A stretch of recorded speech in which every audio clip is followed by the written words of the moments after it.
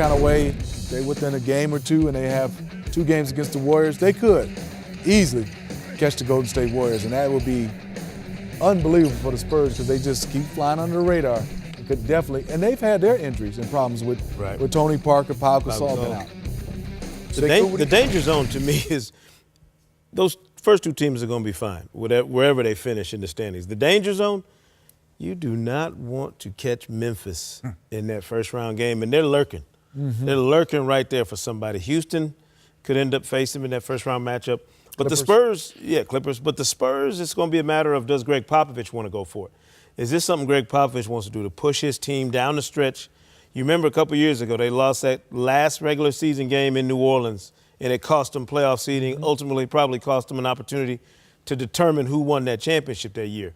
Maybe Pop is thinking about that and thinking about pushing his guys a little bit harder down the stretch of the season. Then again, it's Pop, so maybe not. Maybe he's just going to do what Pop does. Well, this thing, how concerned should Golden State be given the fact that they've had this 2-game losing streak now, and then we see that Steph and Clay are both struggling from the three-point line, Smitty? Yeah, and I think when you watch Steph and Clay struggle, then definitely they're going to struggle, and that was the luxury of having Kevin Durant. You're not going to have all 3 guys struggling. I think right now is for somebody to come off the bench, and I think that's Sean Livingston to give them 4 come off the bench. That's just it. This is a different Spates, team.